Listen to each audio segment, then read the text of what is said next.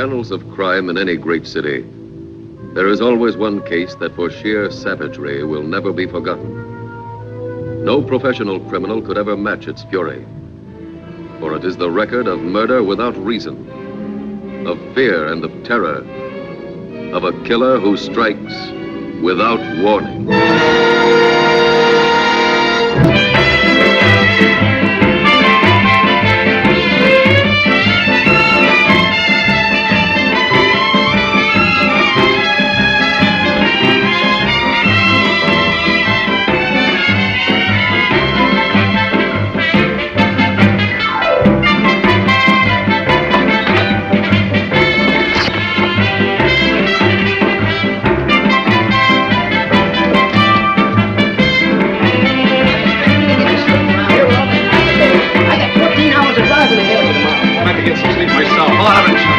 I thought this was a quiet spot. This is the manager. You'll have to turn off that radio. The other guests are complaining. I said turn off that radio. I'll come in and do it for you.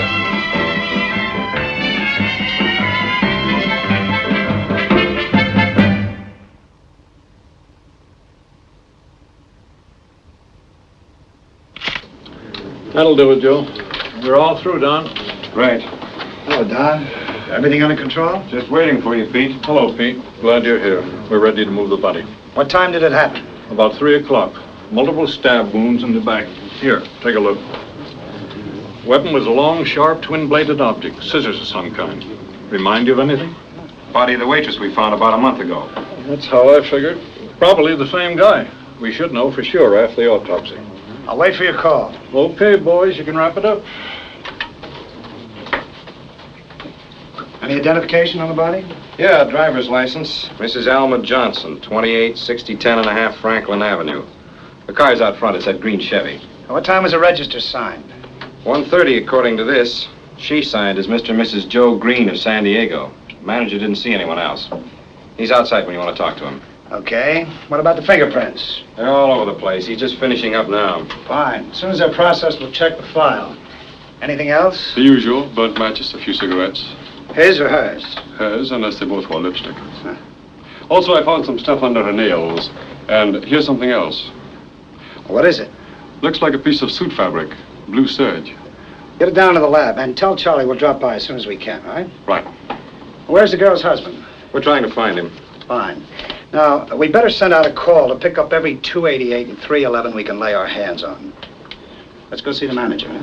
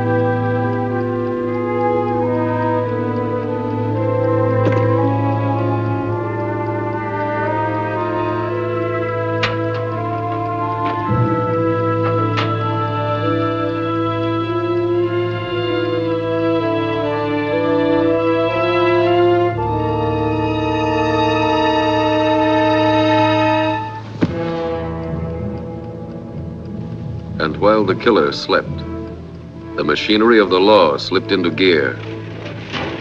They checked the fingerprints found at the scene of the crime. If the killer had ever been arrested, his prints would be on file.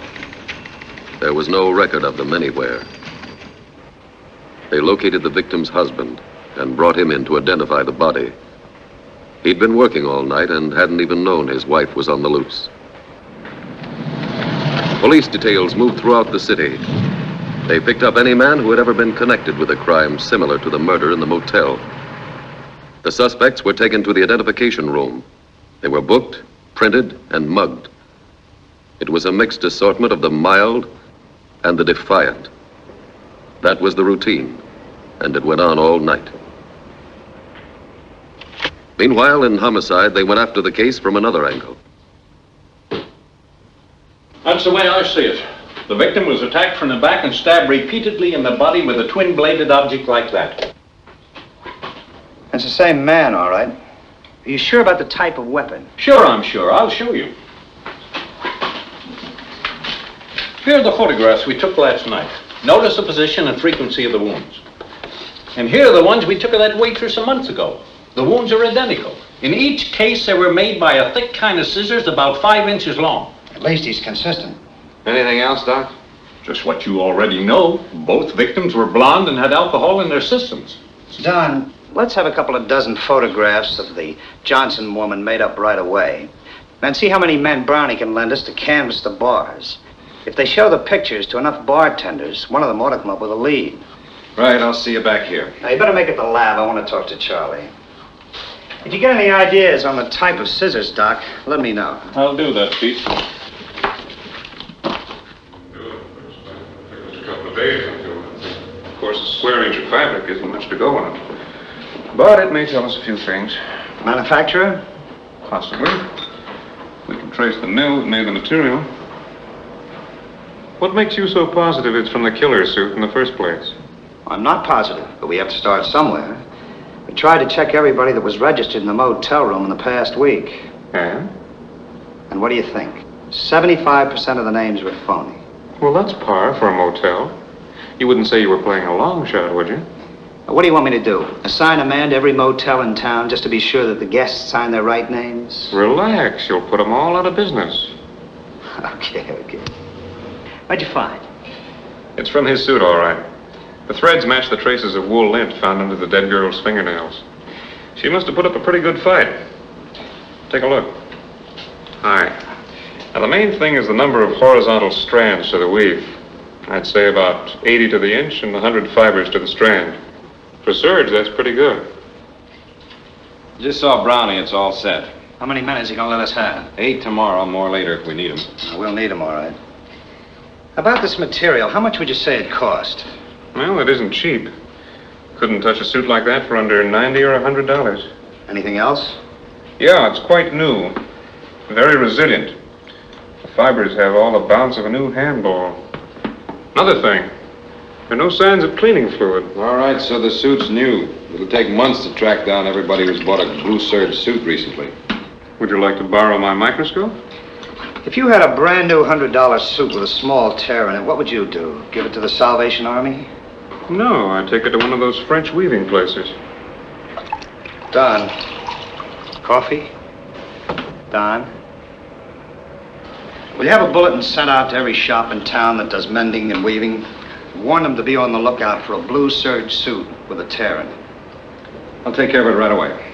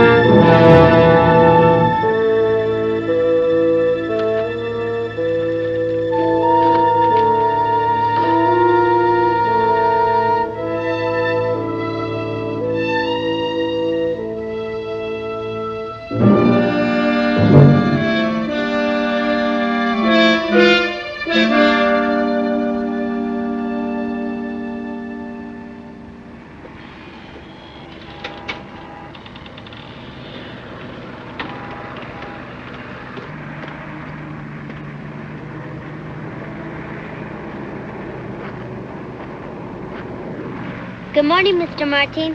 Hi, Carmelita. See my hospital? Well, who's it for? Maria. What happened to her? Oh, we were playing and she broke her neck. Can you fix it, Mr. Martin? Well, I think so.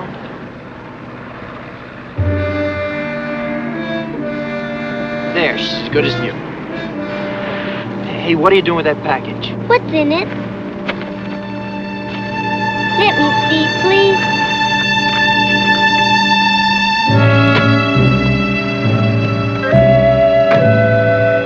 Hey, my dog's broken again.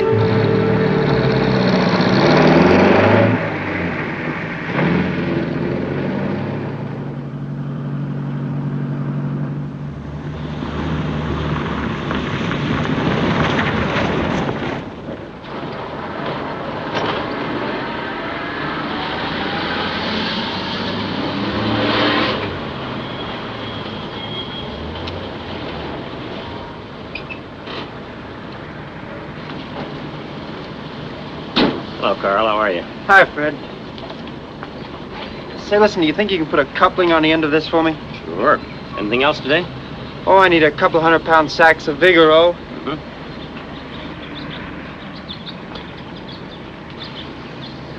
And about 10 pounds of clover seed. Okay.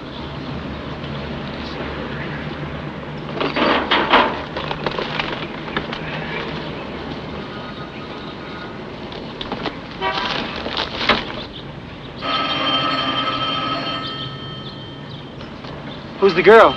Oh, that's my daughter, Jane. She came down from Fresno to live with me. I think I mentioned her to you. Oh. Is she going to be here long? Only till her husband gets back. He's been sent overseas. Dad? You're waiting on the phone. Okay, honey. Jane, this is Carl Martin. Hello, Carl. How do you do? Here, let me help you.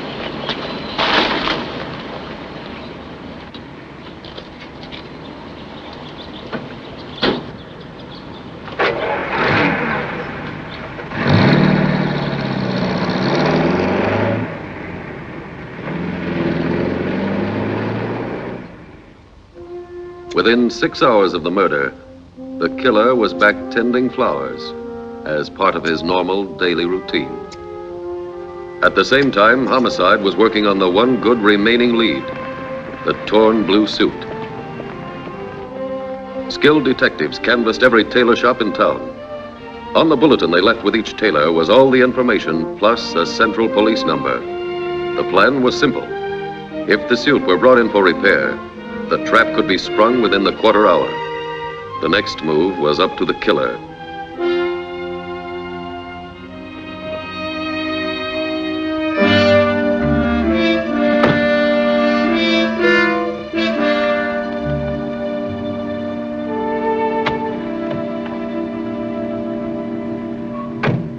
First of all, lady, I can fix it, but it'll show, and this is too good a skirt for that. A friend of mine had a tear in her dress, and she took it someplace and had it mended, and it didn't even show where the work was done. So why can't you mend my skirt? Look, lady, when material is burned or a piece is ripped out like this, there's nothing you can do. When you ripped it out, you left a piece behind. You see, there's a piece of material missing. Look, you can see for yourself it doesn't fit together. Now, I have to take threads from your hem to weave in the missing space. That's the only way it can be done.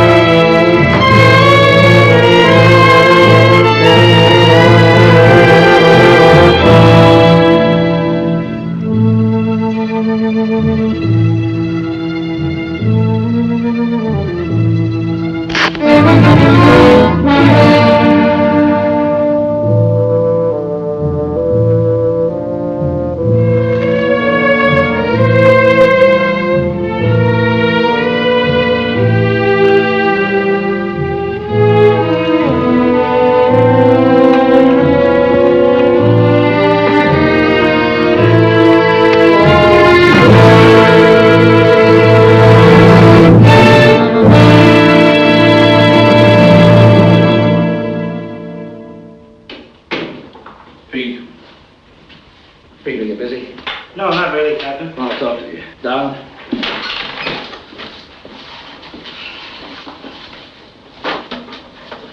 What's up? Well, I don't have to tell you the spot we're in over the killings of Mrs. Rollins and Mrs. Johnson. I've heard. You can't blame them. We haven't turned up anything new in 3 weeks. We know. Haven't you fellas got a theory, a hunch, something to get us out of this? All right, see what you think of this. We have a kind of a theory based on the pattern in these two cases. A pattern? It's a time pattern, mostly. Mrs. Rollins was killed March the 3rd, approximately 3:30 a.m. Mrs. Johnson at 3 o'clock in the morning on April the 2nd. That's right. Both early in the month.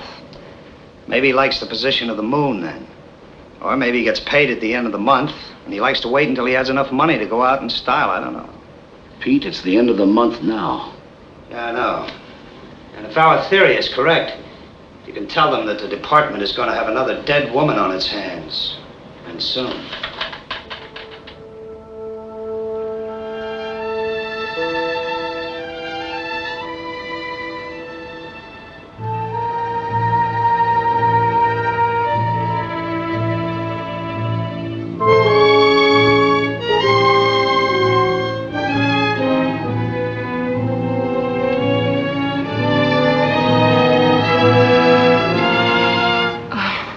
It's you, Carl. Is your father here? No, he isn't. Is there something I can do for you?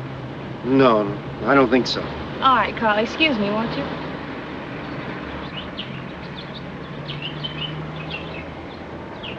What do you think of the way I butted this Hoover under the California? It's not bad for an amateur, is it? It's very good. How do you like working here for your dad? Well, it takes my mind off Jerry, and it keeps me from being too lonesome. Say, Carl, do you see a pair of pruning shears over there someplace?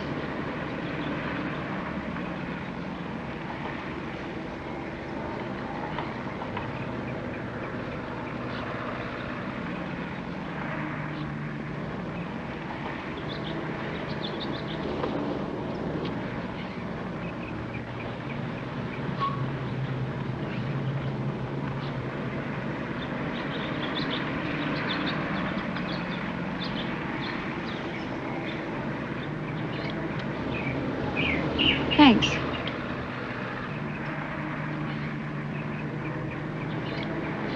That ought to do it.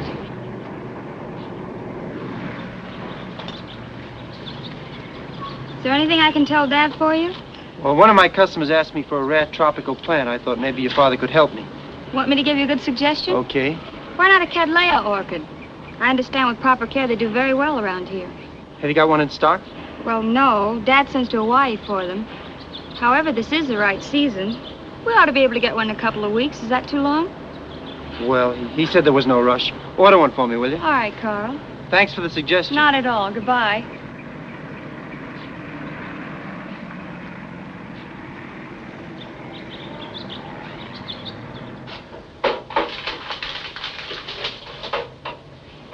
I probably won't be home until late, honey. Don't wait up for me.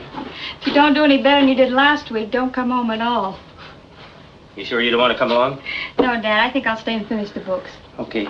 Well, I left the sprinkler on. Turn it off in about 15 minutes, huh? All right, Dad. Good night.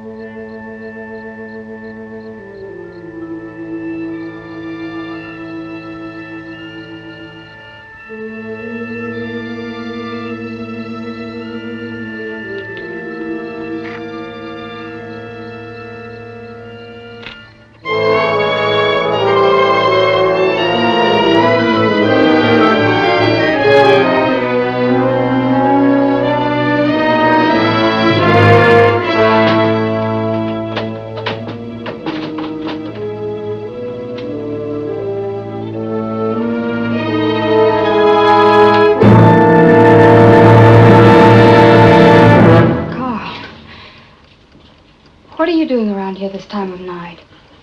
I was just passing. I saw the light on. I thought I'd pay my bill. Oh. Well, that'll save me having to mail it out to you. How come you're not watching Fred Bowl? This is his regular night, isn't it? Yes, but if I don't get these bills out, he won't have enough money to bowl. Let's see. Here's your account, Carl. You owe us exactly $34.45. Yeah, that's right. Are you going to work very late tonight? Well, I have to get out all these bills. You got a way of getting home? Oh, I usually hop the bus at the corner. It's just a short ride. I'll be glad to wait for you. I have my car. Well, that's very sweet of you, Carl, but I wouldn't want you to waste your evening waiting around for me. I don't mind waiting. I have nothing better to do. We might even stop somewhere and have a drink. See, that's $34.50, $35.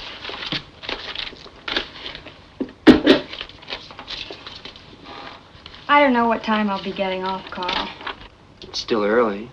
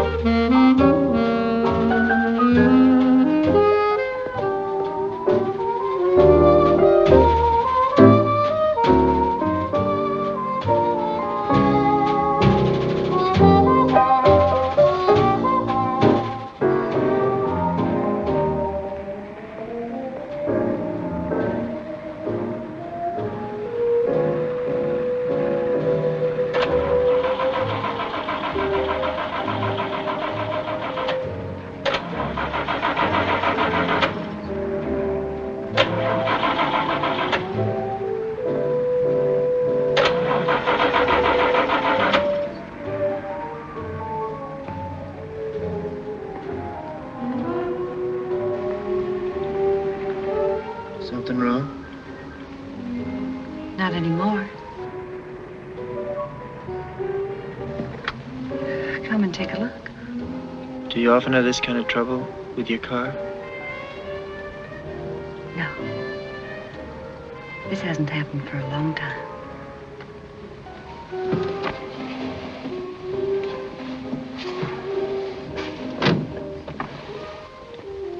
I'll do what I can. I'd appreciate it.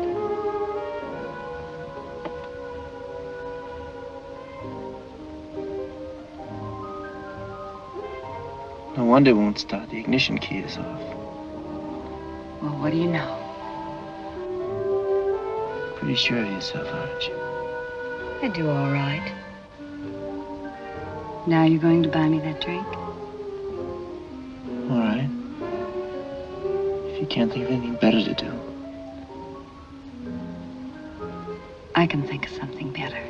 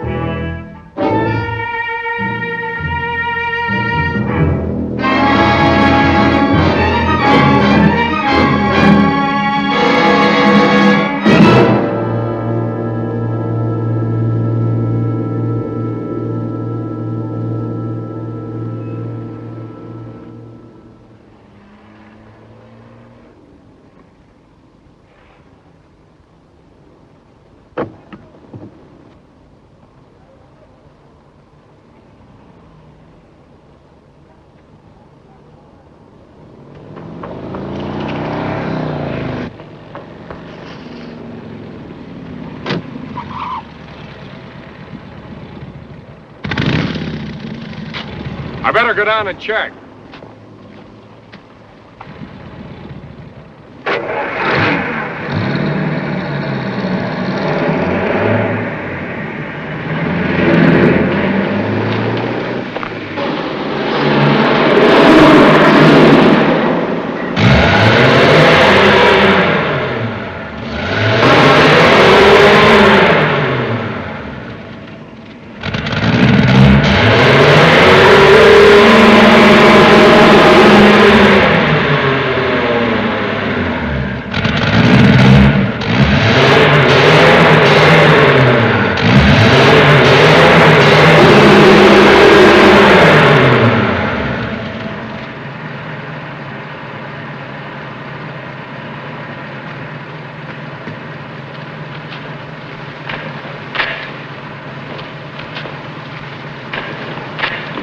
Hi. What are you doing down here?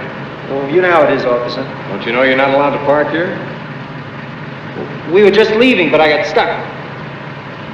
All right, I'll give you a hand. What's the matter with her? I'm afraid she had too much to drink. She dozed off. Dozed off. Get out while I take a look at her. Sure. Go ahead.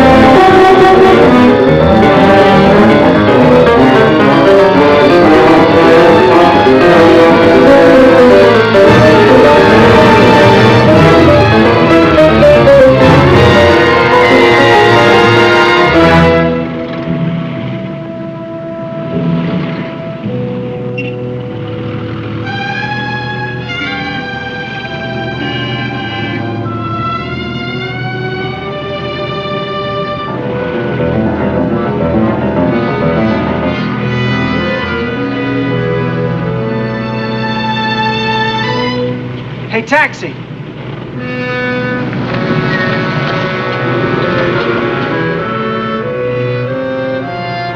Union Station.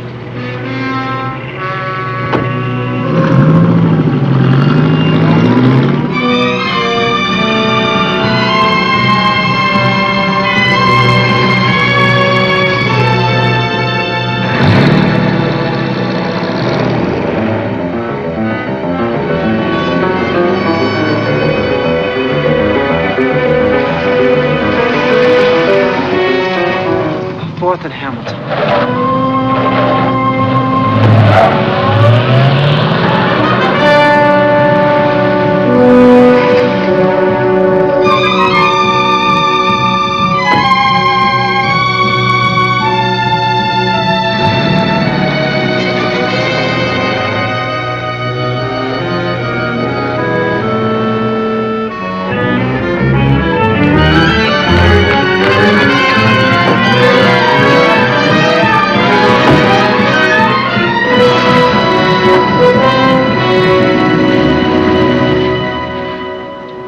K. Roger, KMA 367.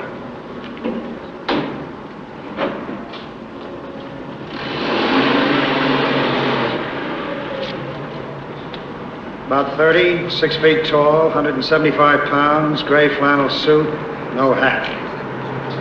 Sorry, Pete, but that's the best I could do. I never really got a good look at him. You said his behavior seemed normal. Well, it did at the time, but I... Okay, we'll call you when we need you at the lineup. I got the report on the fingerprints. Yeah? It's our man, all right. How you doing, Sam? Okay, there's his right foot. Let's have a look at it. Got a good left foot, too. We'll check him with Charlie. We're finished here. 76, 76. Mr. Martin.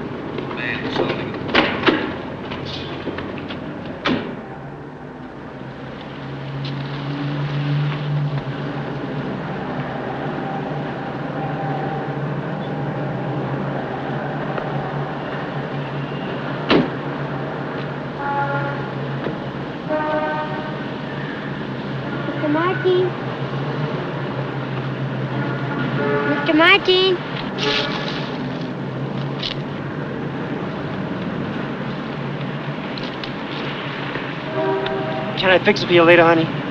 Don't forget.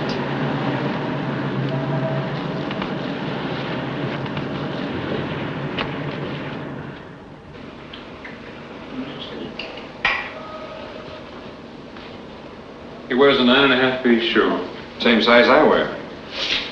Well, here's something a little more interesting. These are the cigarette butts found at the motel murder site a month ago. And these are the ones found in and around the car this morning. Now, do you notice anything peculiar? They all have lipstick markings, and there are about twice as many short ones as long ones. That's right. Take a look. Notice the lipstick on the long one to your right. It's uneven and spread pretty thin. Now look at the short one. It's almost twice as thick. In each case, the murdered woman smoked the short one, but she lit the long one in her own mouth and then passed it over to him. Excuse me. Hello, Wilkins speaking. Pete? Yeah, he's here. Okay, I'll tell him. I want you down at the Central Produce Market. They have a guy who thinks he saw your man. Let's go, Don.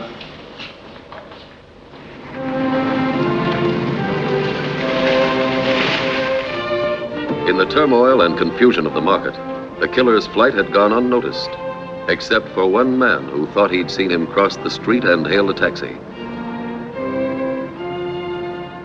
Detectives then checked every cab office in the city. At each one, they received the same reply: no fare picked up in that area. For all his carelessness, the killer had been swallowed up in the trackless jungle of the city. And out of that jungle, as the notoriety increased, came the creatures. Strange, forgotten souls, eager to confess to crimes they did not commit. In their desire to bask briefly in the spotlight of the headlines, they were willing to admit to anything. Each day brought new confessions and still more versions of how the crime had been committed.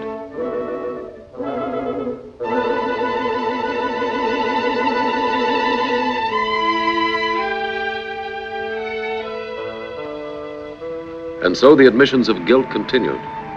Every cop on the beat had at least one habitual whom he could count on to confess to any and every crime. It was time-taking, discouraging work. But every story had to be checked, every letter and phone call investigated. There was always the chance that this one might be it. The only one who enjoyed it was the killer. It became evident they needed more than a physical description to pin him down. They had to get inside his brain to see what made him tick. To try and determine in advance what his moves would be, they consulted Dr. Werner, the police psychiatrist, authority on the criminal mind. Well, I'll say that homicidal maniacs fall pretty much into three categories. There's the sadistic psychopath, the epileptic equivalent, and the paranoid. Now let's consider the sadistic psychopath first. Now you'll recall, no doubt, that the wounds inflicted on all three parties were pretty much alike. According to the coroner's reports, any one of these wounds might have caused death immediately. There was no real attempt at torture. So I think we can forget about sadistic psychopaths. Good enough. Then let's consider the epileptic equivalent. He kills in frenzied fits and seizures at unpredictable times. His methods are varied and irregular. Now, according to the motorcycle officer who saw him, your man was perfectly calm. And the records indicate a possible time pattern in his attacks and regularity in his methods. Which leaves us the paranoid. And I think he's the man you're after. Now, to illustrate my point, let's take a brief case history. Well, I won't say it's his, but it might be. A boy who is emotionally too weak. Maybe without parents or friends or family. He's lost, nobody to hold on to. But he finally finds a wife or a girl and becomes entirely dependent on her. Well, she turns out to be no good, but he still clings to her. But then one day she runs off with another man who shows her a good time. The boy is desperate because he finds himself lost again. He suffers a tremendous shock, and that does it. His world collapses, and he has to get even. The balance of his mind tips so that his emotions are transferred to a pathological desire for revenge on the girl or her prototype. Blondes, under 30, about the same height and weight. And he'll keep on killing the same type of girl until you catch him. And so they had a little more to work with, especially when the psychiatrist's information dovetailed with their first real break. A Glendale cabbie remembered picking up a fare at the produce market on the morning of the murder. He'd been afraid to talk before. There's a local ordinance that prohibits out-of-town cabs from picking up a fare inside city limits. Lieutenant Hamilton? Yeah, that's right, that's me. My name is Jackson. I'm with the Rapid Transit Cab Company. That's Sergeant Ward. Glad to know you, Sergeant. I've got some information for you fellas, but it's got to be off the record. It'll be off the record, forget it. It's about this crazy killer you guys are after. Sit down. Thank you. I'm at the produce market one day on my regular beat, and I'm picking up a guy, see? It's a funny thing about this guy. I drop him off at the Union Station. I'm pulling up for a stoplight at the corner. I'm lighting up a cigarette, and I take a look behind me, and I see this guy making a beeline for a different cab. What kind of a cab? A yellow. Yellow. You sure? Yeah.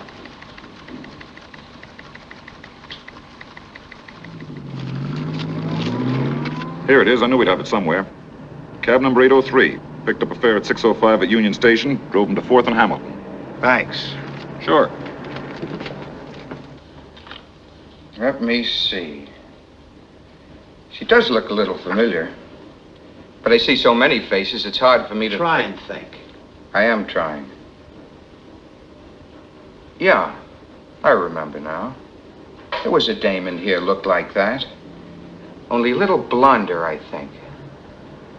She was in here for a couple of hours, gave some guy the come on, and left. It was pretty late, I think, and he went out after her. What kind of a guy? What did he look like? Oh, just an average sort of guy, I guess. After all, it's been about a month, and a lot of other guys have been in here since. Don't you remember anything about him? His suit, maybe? Yeah. It was dark brown. No. Kind of a blue. I think. Thanks. Or was it,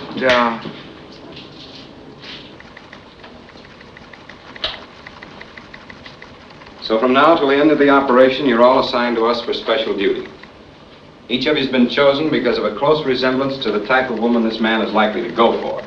It's your job to see that he does go for you. We've been able to figure his range of operations to an area within a radius of 15 miles. We've also classified the bars where he's likely to pick up his next victim. He's expected to strike in the next few days. Now for procedure. A plainclothesman will be detailed to each of you. You will never be out of his sight. You've just been given a good general description of the criminal on those cards. Don't waste time on anybody who doesn't match.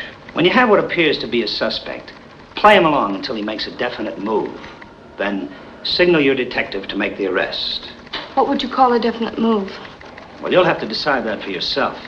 We won't have the time of the men to pull in everybody who makes a friendly pass. On the other hand, always remember that you may be dealing with a homicidal maniac. The criminal seems to have a habit of letting the woman light a cigarette for him in her own mouth. Watch for that. Now, Don will give you your definite assignments. Well, Betty, you're first. You go with Sergeant Lewis. And Ginny, I'm going to tag along after you.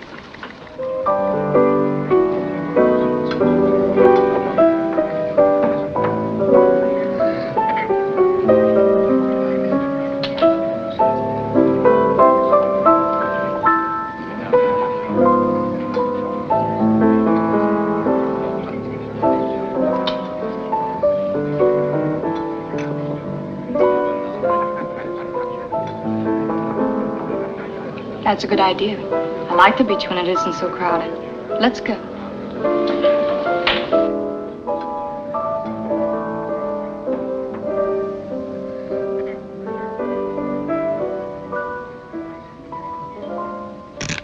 Hey, what's the big idea? I'm a police officer. You're under arrest. Under arrest? What for? I haven't done anything. What about it, Betty? Book him on 836-3. You heard the lady. Let's go. Look, like I told you, I just stopped in for a drink after the show. I tell you got me wrong. I'm a happily married man. Look. That's fine. I bet your wife's proud of you. You gotta believe me. I never had any trouble with the police before in all my life. I never been in jail before. Nothing like this ever happened to me before. Oh, a couple of traffic tickets, things like that, but... Okay, you can go. Honestly, officer, you gotta believe me. I'm telling you the truth. You can go. I know, but you don't understand. Oh.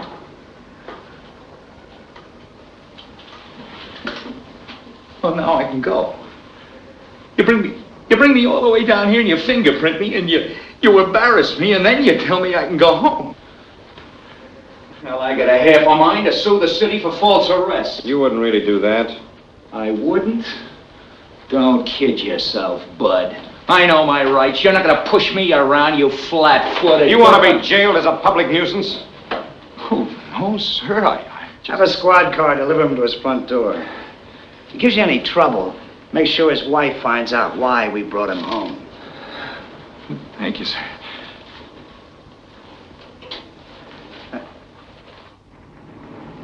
They weren't all quite so innocent. The next night, they picked up some parole violators carrying guns. They're back where they can't use them now.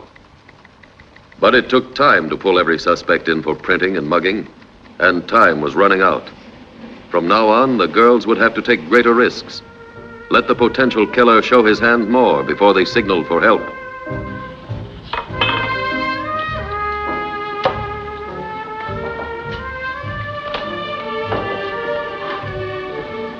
So that's the whole story. Twice a month he goes away on a business trip. And leaves you home to twirl your thumbs. It's not so bad. At least I get to meet a lot of interesting people this way. I'll bet you do. How about another drink? What are we wasting our time around here for? I don't know. Come on, let's go.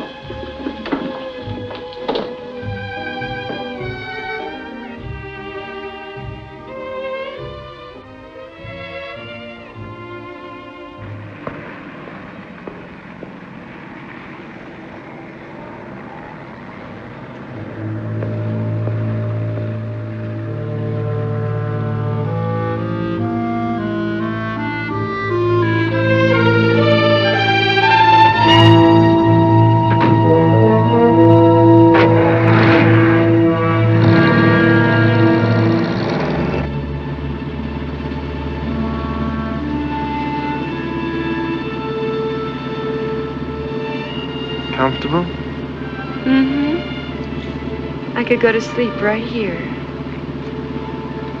Why don't you?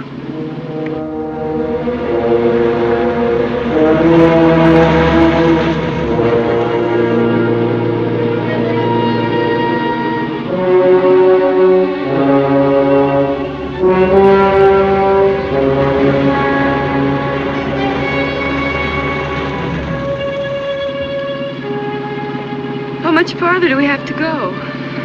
Not far. What kind of place is it?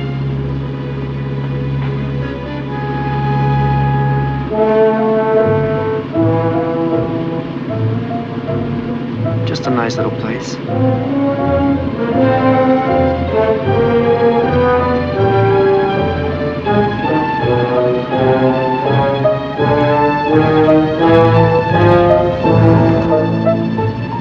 I don't like it.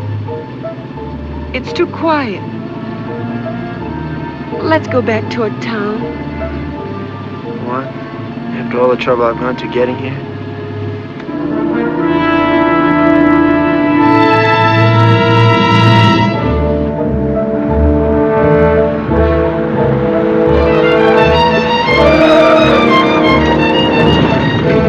Why did you turn in here? Why not?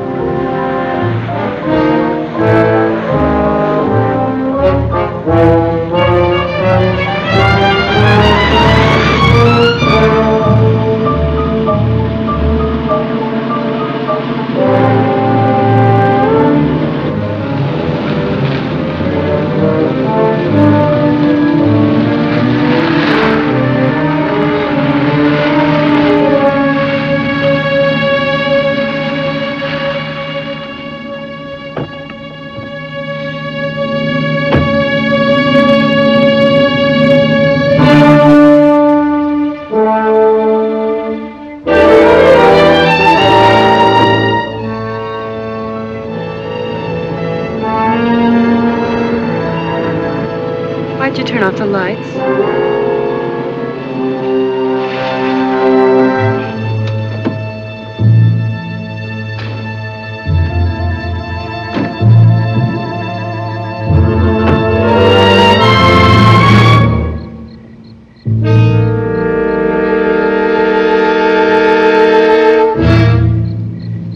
What are you going to do?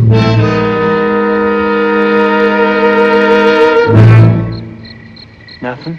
You're gonna walk home from here. Maybe this'll teach you there's still some guys who respect another man's home.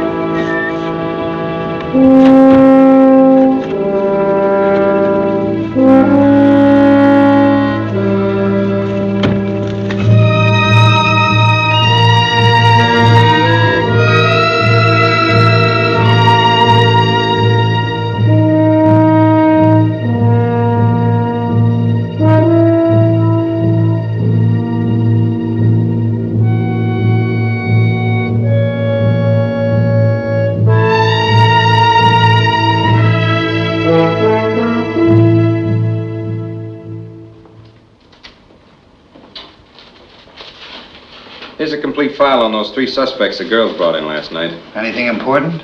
We turned one of them over to robbery. Prints matched some from a liquor store holdup last week. The other 2 are in the clear.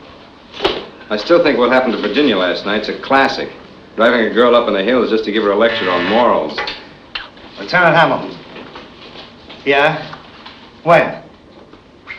Right, hold the car. We'll be right down. I just found a blonde in the riverbed, stabbed to death.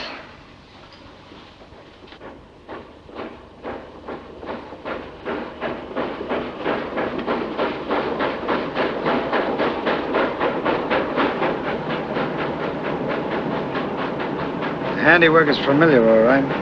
Who discovered the body? A couple of kids playing in the water. Touch anything? They didn't hang around long enough to touch anything. What do you got, Don? One of McCarthy's men picked this up about 30 feet from the body. It's the only thing they found so far. What do you think? What do you think? I don't know. But we'll find out.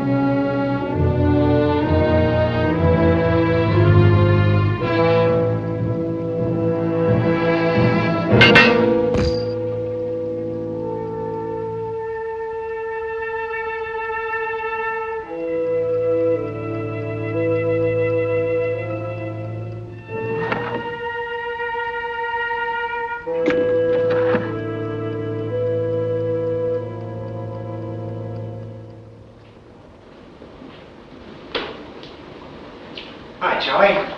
Hi, Pete. What do you got? Plenty. You'd be surprised what you can find in an old spring. Keep talking. It's from the murder weapon, all right. Fresh blood all over it. Signs of older blood, too. This baby's been used before. Probably 3 times before. What's it from? Garden shears. That ties in. You see this? Yeah, what is it? Nitrate of soda. Urea. Ammonium phosphate. Now, these are all basic ingredients of commercial fertilizer. We've analyzed a few surface crystals, and we'll get the complete formula eventually. Anything else? Well, we're just getting started. Take a look.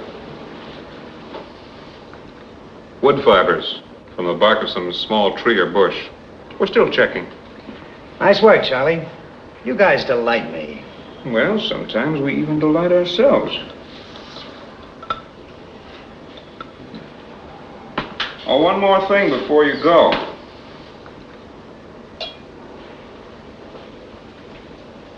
This guy must have gotten around quite a bit.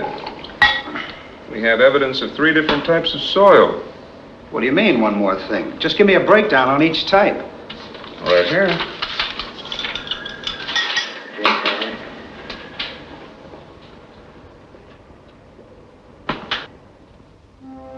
When the breakdown disclosed that the 3 types of soil found in the spring came from different sections of the city, they knew that gardening was not the killer's hobby.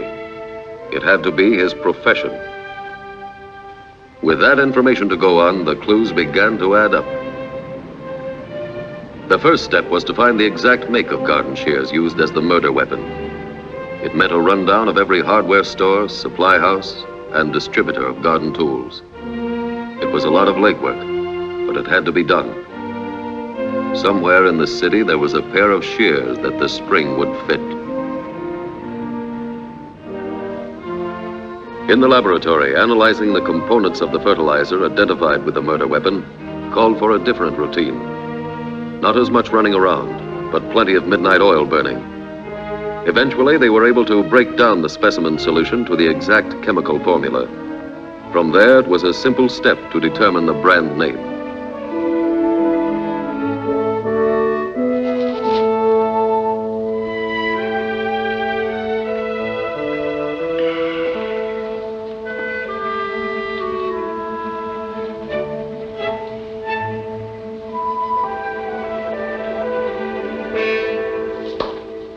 Little present for you.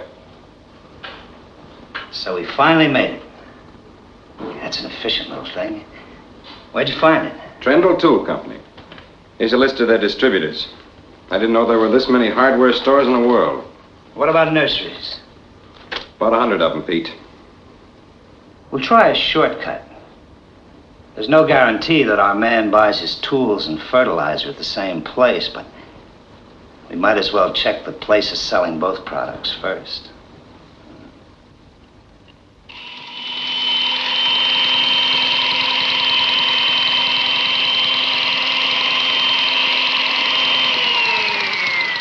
Carl. Hi, Mr. Kent. Did you find out about that plant we discussed, the orchid plant? The Catalina? Well, it hasn't come in yet. You said there was no rush. Oh, but that was some time ago. My wife's birthday is the 10th of this month. Well, it ought to arrive any day, sir. I don't want to disappoint Mrs. Kent. Be sure it's planted by then, Carl. I'll see it is, sir.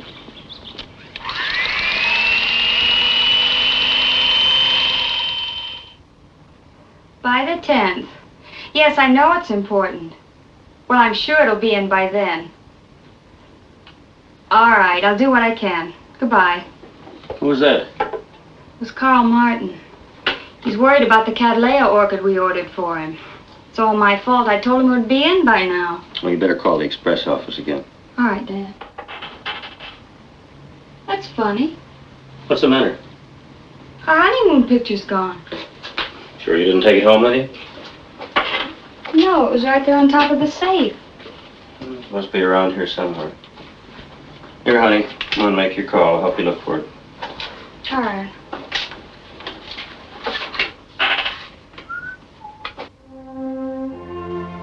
There never was a good shortcut to a killer. They found that out. 87 places handled both the make of shears and the fertilizer they were after. 20 of them in the valley alone. They checked those first and drew 20 blanks. It was the same routine time and again. Find the outlet, question the manager, cross the place off the list. Well, I'm terribly sorry, Carl. They promised me they'd deliver it today. I know tomorrow's too late, but sometimes they do make an extra delivery in the afternoon.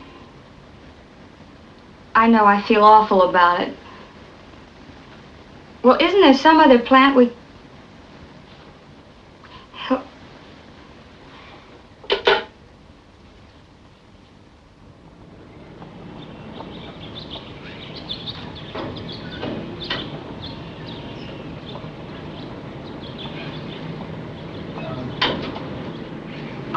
Well, it finally got here. Yes, it's a shame. You know, Carl wanted it for first thing in the morning. Hope he drops in before we close. Say, maybe I ought to deliver it. Where does he live? You think you should? I'll be back before closing time. What's his address? It's in the book. All right, you finish watering and I'll go look it up. Okay, honey.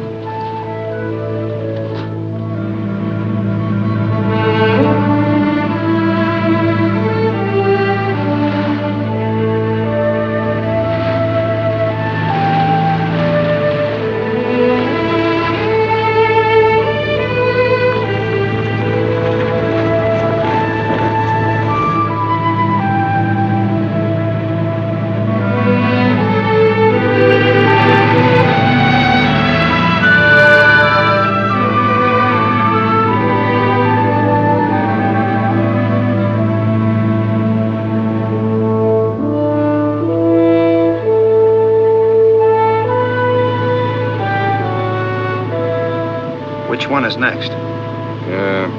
Saunders Nursery.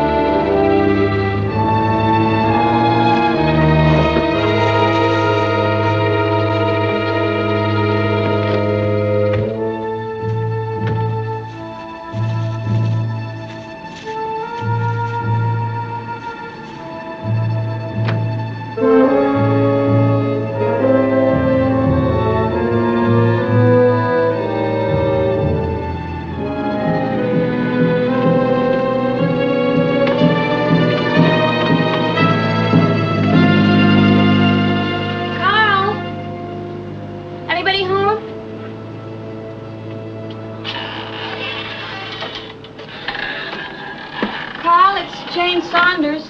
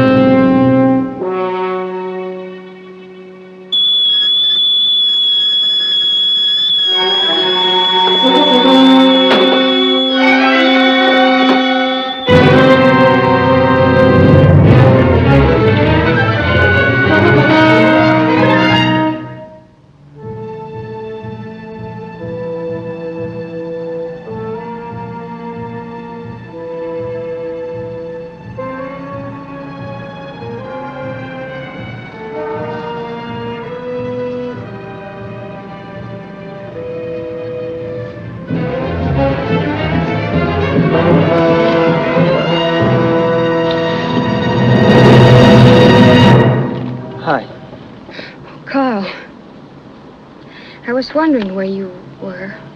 You didn't look very hard. Didn't you hear me call you from the house? No. What were you doing there?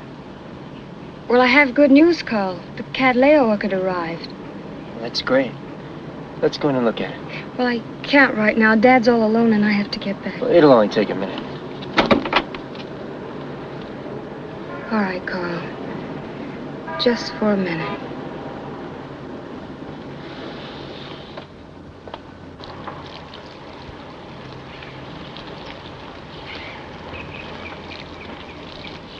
Hello. You the manager of this place? That's right. What can I do for you? We'd like a little information. Be right with you as soon as I turn off this water.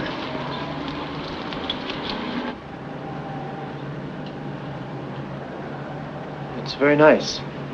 Thanks for bringing it up. That's all right. I'm just glad it arrived in time. So, now if you'll excuse me, I do have to go. Why don't you stay and have a cup of tea? Really, Carl, I can't. You mean you won't? No, it isn't that. It's just that I have to get back. Why don't you just sit down?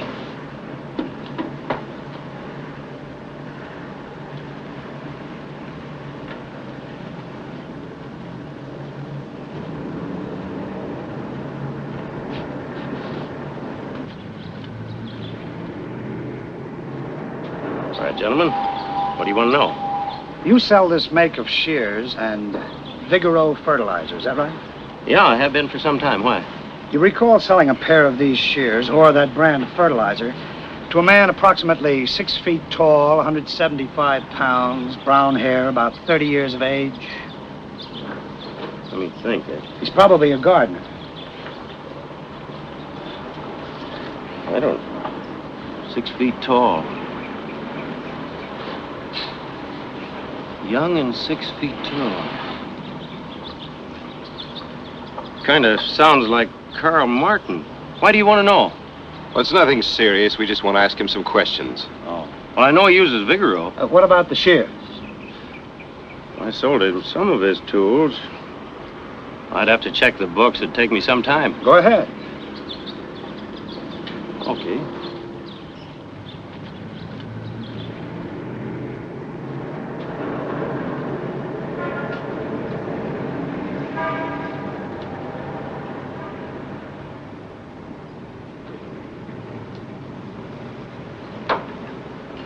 You know, you're the first company I've had since I've lived here.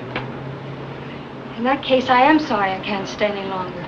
It's not the kind of place you invite a girl to. I know. There's no reason not to. No? Have you taken a good look around?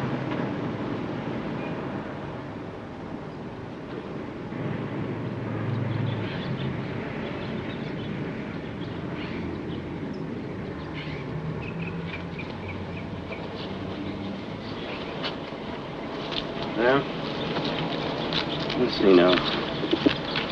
Sanders, Lawton, Mapes. Here it is. Carl Martin.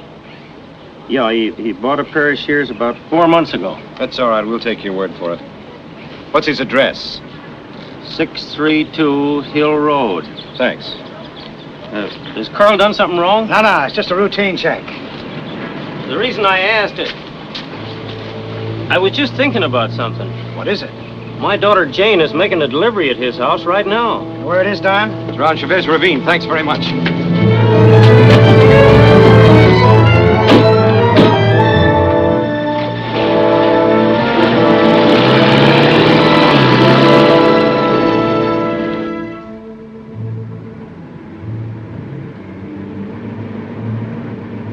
Thanks for the tea, Carl. It was very good. I'm sorry I have to run. That's all right. My wife was a lot like you. Your wife? Oh, I forgot. You didn't know I was married, did you?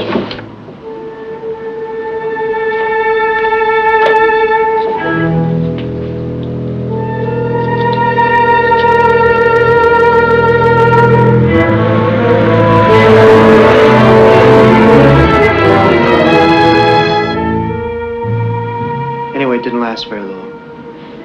I'm sorry. Why, I'm not. Better off without her. Please, Carl, it's getting late. Mr. Martin. Sit down. I've got something very interesting to show you.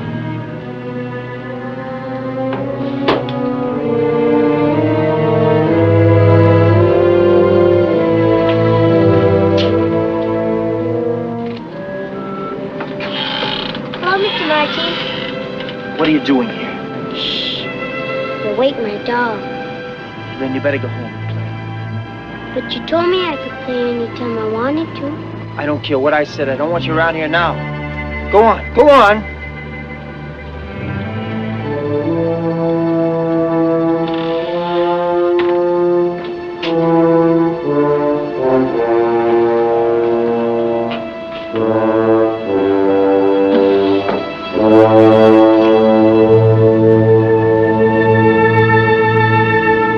You can have your picture back. My picture. I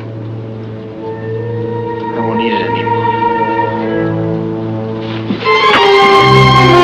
Going out to your car. Don't make a sound.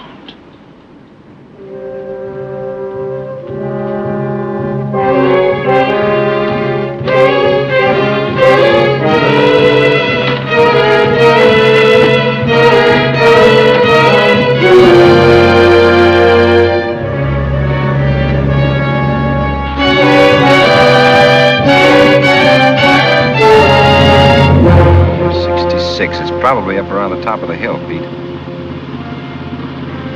There it is.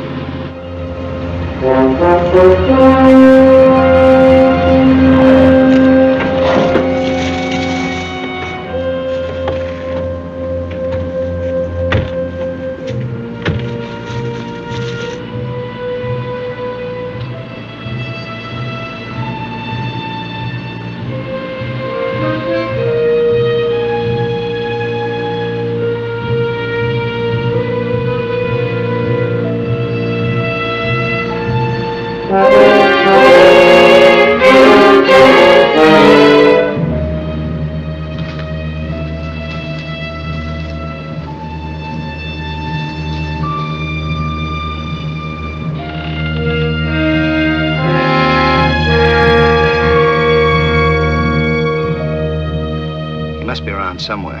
The tea's still warm. The girl's been here, too. Check the back.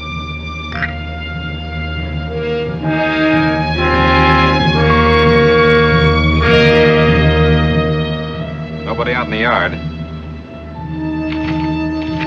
Take a look at this.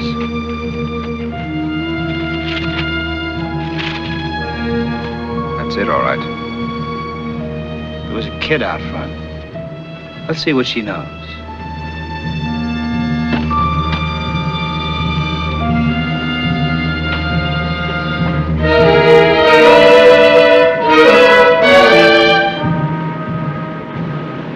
Hi. Honey, do you know the man who lives in that house? That house. Who lives there?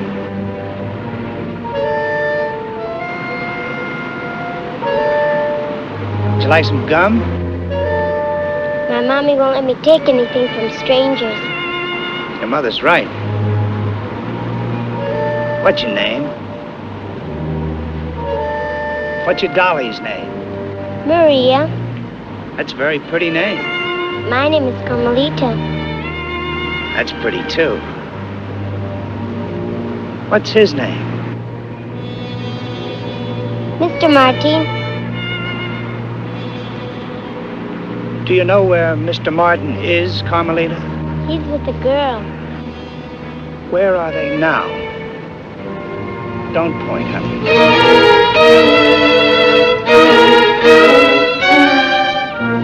Carmelita, go home to your mommy, please, honey.